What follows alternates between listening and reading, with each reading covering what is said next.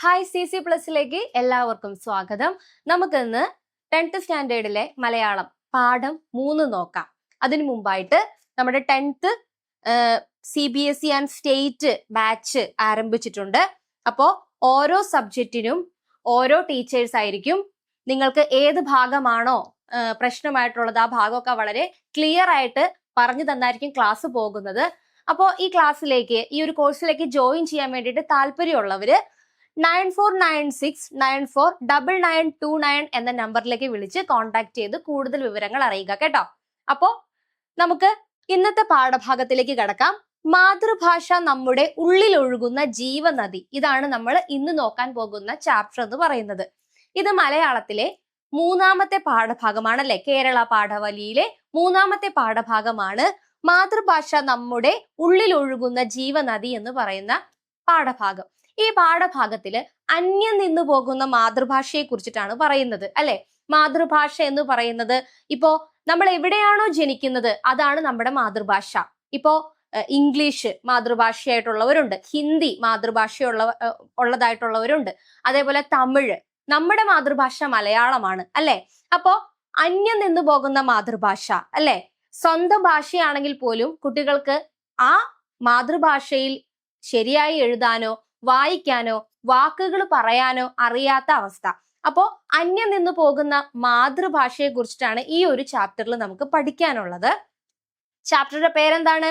മാതൃഭാഷ നമ്മുടെ ഉള്ളിൽ ഒഴുകുന്ന ജീവനദി. രചയിതാവ്, നമുക്ക് പാഠഭാഗവുമായി ബന്ധപ്പെട്ട് കുറച്ച് കാര്യങ്ങൾ നോക്കാം. രചയിതാവ് പ്രകാശ് രാജാണ്. പ്രകാശ് രാജ് പ്രശസ്ത നടനും നിർമ്മാതാവുമാണ്. അപ്പോ രചയിതാവ്, നമുക്ക് ആദ്യം തന്നെ രചയിതാവ് ആരാണ് നോക്കാം. രചയിതാവ് പ്രകാശ് രാജാണ്. പ്രശസ്ത നടനും നിർമ്മാതാവുമാണ് ആര്? പ്രകാശ് രാജ് എന്ന് പറയുന്ന രചയിതാവ്, നമ്മുടെ ഈ ചാപ്റ്ററിന്റെ രചയിതാവ്. മൂലകൃതി, കന്നഡ ഭാഷയിലാണ് ഈ ഉപന്യാസം എഴുതിയത്. അപ്പൊ നമുക്ക് പഠിക്കാനുള്ള ഈ ഒരു പാഠഭാഗം ഒരു ഉപന്യാസമാണ്. ഓക്കെ, കന്നഡ ഭാഷയിലാണ് എഴുതിയേക്കുന്നത്. ആരാണ് എഴുതിയേക്കുന്നത്? പ്രകാശ് രാജ് എന്ന് പറയുന്ന പ്രശസ്ത നടനും നിർമ്മാതാവുമായ ഒരു വ്യക്തിയാണ് ഈ ഒരു പാഠഭാഗം എഴുതിയേക്കുന്നത്. അപ്പോ കന്നഡ ഭാഷയിലാണ് ഈ ഉപന്യാസം എഴുതിയിരിക്കുന്നത്. വിവർത്തനം ചെയ്തേക്കുന്നത് അല്ലെ. വിവർത്തനം ചെയ്യുക എന്ന് പറഞ്ഞാൽ തർജ്ജമ. ഒരു ഭാഷയിൽ നിന്ന് ഒരു ഭാഷയിലേക്ക് മാറ്റി എഴുതപ്പെടുന്നതിനെ വിവർത്തനം എന്നാണ് പറയുന്നത്. അപ്പോ കന്നഡ ഭാഷയിൽ എഴുതിയിരിക്കുന്ന ഈ ഉപന്യാസത്തെ വിവർത്തനം ചെയ്ത് മലയാളത്തിലേക്ക് ആക്കിയതാരാണ്? മലയാളത്തിലേക്ക് വിവർത്തനം ചെയ്തത് സുധാകരൻ രാമന്തളിയാണ്. സുധാകരൻ രാമന്തളിയാണ് മലയാളത്തിലേക്ക് വിവർത്തനം ചെയ്തിരിക്കുന്നത് ഈ ഒരു പാഠഭാഗത്തെ. നെക്സ്റ്റ്, പ്രമേയം എന്താണ്? മാതൃഭാഷയുടെ പ്രാധാന്യവും അത് നമ്മുടെ ജീവിതത്തിൽ എത്രത്തോളം സ്വാധീനം ചെലുത്തുന്നു എന്നതുമാണ് ഇതിന്റെ പ്രമേയം. നമ്മൾ പറഞ്ഞിരുന്നു അല്ലെ, അന്യം നിന്ന് പോയിക്കൊണ്ടിരിക്കുകയാണ് മാതൃഭാഷ. അപ്പൊ ഈ മാതൃഭാഷയുടെ പ്രാധാന്യം എന്താണ്? ശരിക്കും മാതൃഭാഷ, നമ്മുടെ അമ്മയാണ് നമ്മുടെ മാതൃഭാഷ എന്നൊക്കെ നമ്മൾ പറയും അല്ലെ. മാതൃഭാഷയ്ക്ക് കൊടുക്കേണ്ട പ്രാധാന്യം നമ്മൾ കൊടുക്കണം.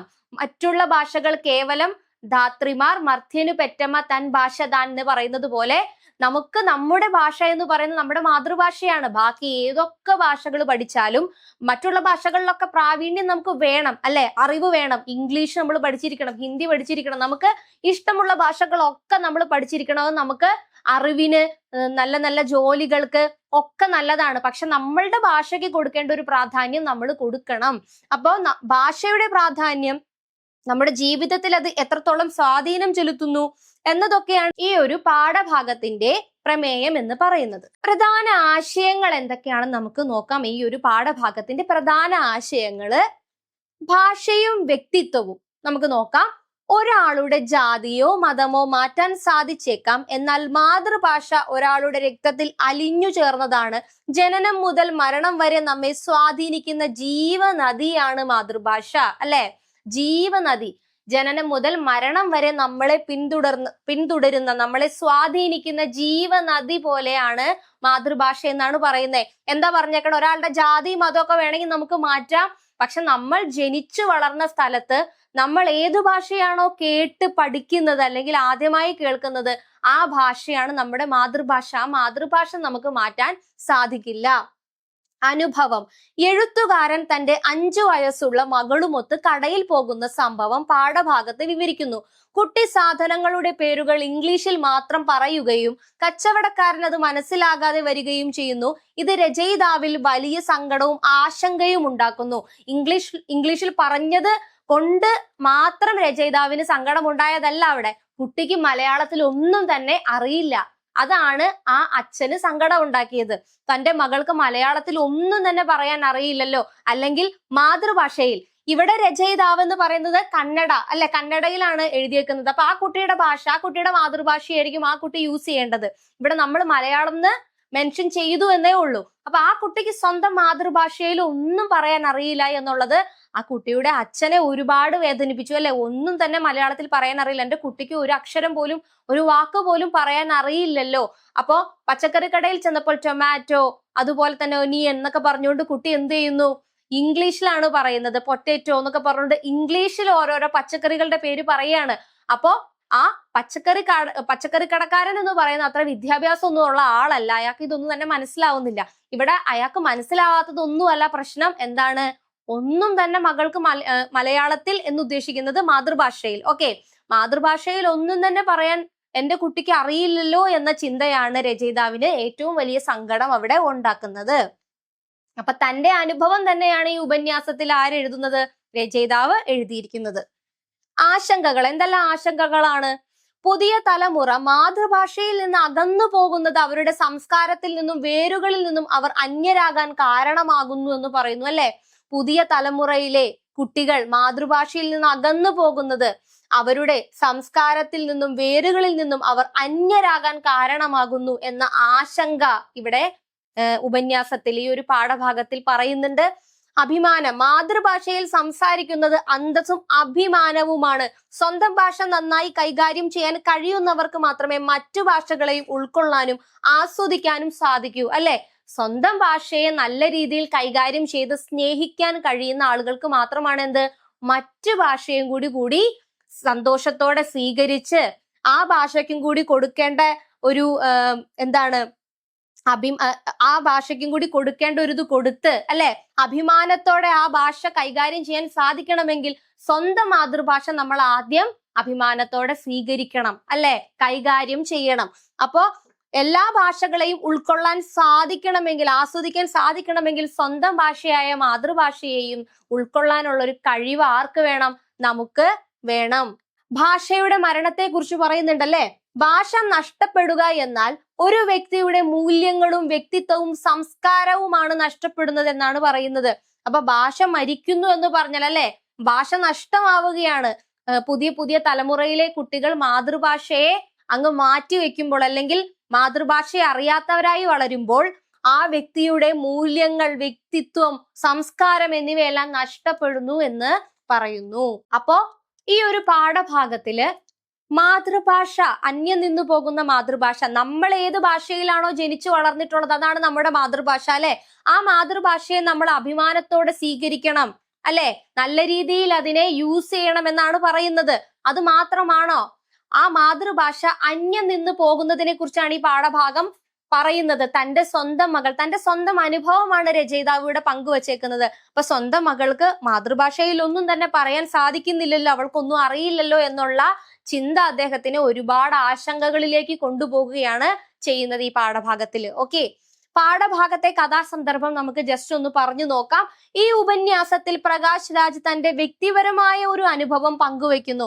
ഇത് മാതൃഭാഷയോടുള്ള അദ്ദേഹത്തിന്റെ വൈകാരികമായ ബന്ധത്തെ വ്യക്തമാക്കുന്നതാണ്. അപ്പോ തന്റെ സ്വന്തം അനുഭവമാണ് പ്രകാശ് രാജ് എന്ന് പറയുന്ന വ്യക്തി പങ്കുവെച്ചിരിക്കുന്നത്. അദ്ദേഹം പ്രശസ്തനായ ഒരു നടനും നിർമ്മാതാവുമാണ്. അദ്ദേഹത്തിന്റെ ഉപന്യാസമാണ് നമുക്ക് പഠിക്കാനുള്ള ഈ ഒരു പാഠഭാഗം. ഇതിൽ അദ്ദേഹത്തിന്റെ സ്വന്തം അനുഭവം അദ്ദേഹം പങ്കുവെച്ചിരിക്കുകയാണ്. ഇനി ഭാഷാപരമായ അന്തരം എന്താണ് പാഠഭാഗത്ത്? പച്ചക്കറികൾ കണ്ടപ്പോൾ കുട്ടി അവയുടെ പേരുകൾ ഇംഗ്ലീഷിലാണ് വിളിച്ചു പറയുന്നത്.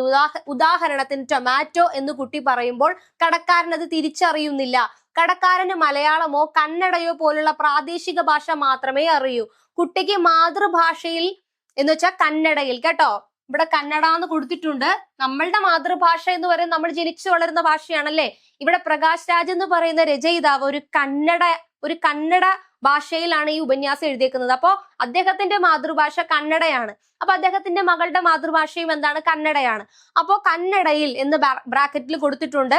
അപ്പോ അദ്ദേഹത്തിന് സ്വന്തം മകൾ ഇതൊന്നും പറയാതാവുമ്പോൾ ഉണ്ടാകുന്ന ആ ഒരു ദുഃഖം, അല്ലെ, സ്വന്തം അനുഭവം. പച്ചക്കറി കടയിൽ ചെന്നപ്പോൾ എന്താണ്, ആ കടക്കാരന് അതൊന്നും തന്നെ തിരിച്ചറിയാൻ സാധിക്കുന്നില്ല. അതിലുപരി തന്റെ മകൾക്കൊന്നും അറിയില്ലല്ലോ എന്ന ചിന്തയും അദ്ദേഹത്തിന് ഉണ്ടാകുന്നു.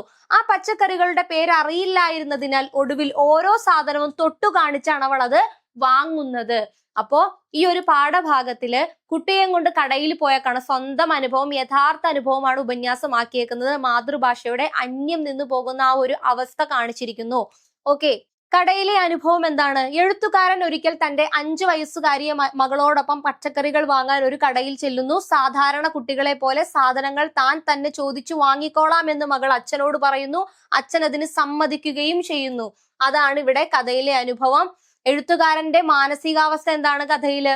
ഇതു കണ്ട എഴുത്തുകാരന് വളരെ സങ്കടവും ദേഷ്യവും തോന്നുന്നു.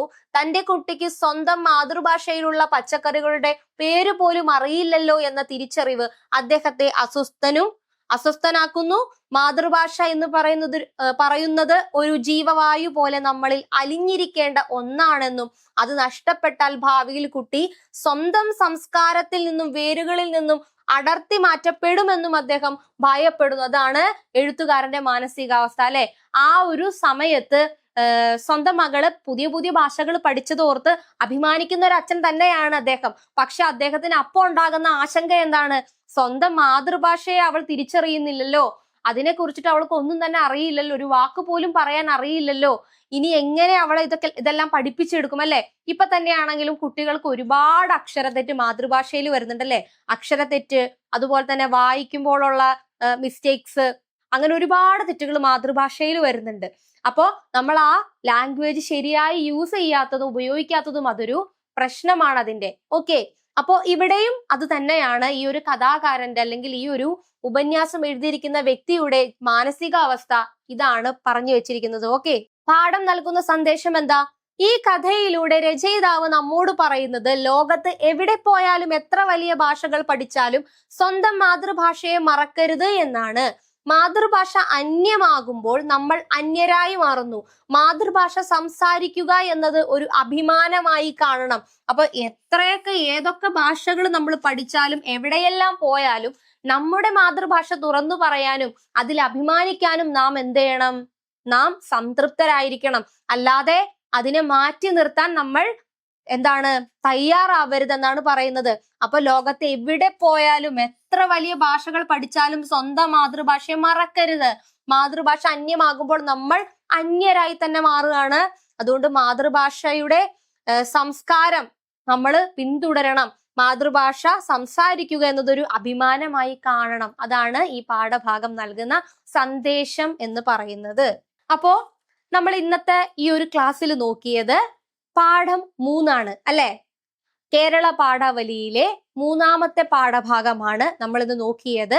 അപ്പൊ ആദ്യത്തെ യൂണിറ്റ് തീർന്നു. ഇനി ഈ പാഠഭാഗവുമായി ബന്ധപ്പെട്ട് ചോദിക്കാൻ സാധ്യതയുള്ളത് അന്യം നിന്നു പോകുന്ന മാതൃഭാഷ എന്നൊക്കെ പറഞ്ഞുകൊണ്ട് മാതൃഭാഷയെ ബേസ് ചെയ്തു ഒരു ഉപന്യാസം ചോദിക്കാനുള്ള സാധ്യതയുണ്ട്. ഉപന്യാസം നിങ്ങൾക്ക് മസ്റ്റ് ആയിട്ട് ചോദിക്കുന്ന ഒരു ചോദ്യമാണെന്ന് അറിയാലോ എസ്സേക്ക്. അപ്പൊ ആ ഉപന്യാസവുമായി ബന്ധപ്പെട്ട ഒരു ക്ലാസ് നമുക്ക് ഇനി അടുത്തതായിട്ട് പോകാം. അപ്പോ ഇന്നത്തെ ഈ ക്ലാസ്സിൽ നമ്മൾ ഈ ഒരു പാഠഭാഗത്തെ കുറിച്ചിട്ടാണ് നോക്കിയത്. എല്ലാവർക്കും ഈ ഒരു ക്ലാസ് യൂസ്ഫുൾ ആയെന്ന് വിചാരിക്കുന്നു. അതുപോലെ തന്നെ നമ്മളുടെ മലയാളം ലാംഗ്വേജിൽ ഇപ്പൊ നമ്മൾ മാതൃഭാഷയുടെ ക്ലാസ് ആണല്ലോ എടുത്തുകൊണ്ടിരുന്ന, മാതൃഭാഷ അന്യം നിന്നു പോകുന്ന മാതൃഭാഷ ഒരുപാട് കുട്ടികൾക്ക് പ്രശ്നമുണ്ട് അല്ലെ? അക്ഷരത്തെറ്റായിക്കോട്ടെ, വായിക്കാനുള്ള ബുദ്ധിമുട്ടായിക്കോട്ടെ, ഇതൊക്കെ കൊണ്ട് തന്നെ പരീക്ഷയ്ക്ക് മാർക്ക് സ്കോർ ചെയ്യാൻ പറ്റാത്ത അവസ്ഥ ഇതൊക്കെ ഉണ്ടാകുന്നുണ്ട് അല്ലെ? അതുകൊണ്ട് തന്നെ മാതൃഭാഷ നമ്മുടെ മലയാളം നന്നാക്കുന്നതിന് വേണ്ടിയിട്ട് നമുക്ക് ക്ലാസ്സുകളുണ്ട്. മലയാളം കളരി അല്ലെ? ഒരു ടീച്ചറാണ് ഒരു കുട്ടിക്ക് ആ കുട്ടിയുടെ ലെവലിനനുസരിച്ച് നിന്നുകൊണ്ട് നമ്മൾ ആ കുട്ടിയെ എന്ത് ചെയ്യാണ്? പഠിപ്പിച്ചെടുക്കുകയാണ്. അപ്പോൾ വളരെ കംഫർട്ടബിൾ ആയിട്ട് നിങ്ങൾക്ക് പഠിക്കാൻ സാധിക്കും. അപ്പോൾ ഈ ഒരു ബാച്ചിലേക്ക് ചേരാൻ താല്പര്യമുള്ള കുട്ടികൾ 9496949929 എന്ന നമ്പറിലേക്ക് വിളിച്ച് കോൺടാക്ട് ചെയ്യുക. കൂടുതൽ വിവരങ്ങൾ ചോദിച്ചറിയുക. അപ്പോൾ ഇന്നത്തെ ഈ ഒരു ക്ലാസ് നിങ്ങൾക്ക് യൂസ്ഫുൾ ആയി എന്ന് വിചാരിക്കുന്നു. ഈ ക്ലാസ്സിന്റെ ബാക്കി പാർട്ട് 2 ഉണ്ട്. അത് നെക്സ്റ്റ് ക്ലാസ്സിൽ നമുക്ക് ചർച്ച ചെയ്യാം. അപ്പോൾ എല്ലാവർക്കും ഈ ഒരു ക്ലാസ് കണ്ടിരുന്ന എല്ലാവർക്കും താങ്ക് യു. അപ്പോൾ നിങ്ങൾക്ക് ഇതുപോലുള്ള നോട്ടിഫിക്കേഷൻസും കാര്യങ്ങളൊക്കെ കിട്ടാൻ വേണ്ടിയിട്ട് സബ്സ്ക്രൈബ് ചെയ്യുക, ബെൽ ബട്ടൺ ഇനേബിൾ ചെയ്യുക. മറ്റൊരു വീഡിയോയുമായിട്ട് വീണ്ടും കാണാം. താങ്ക്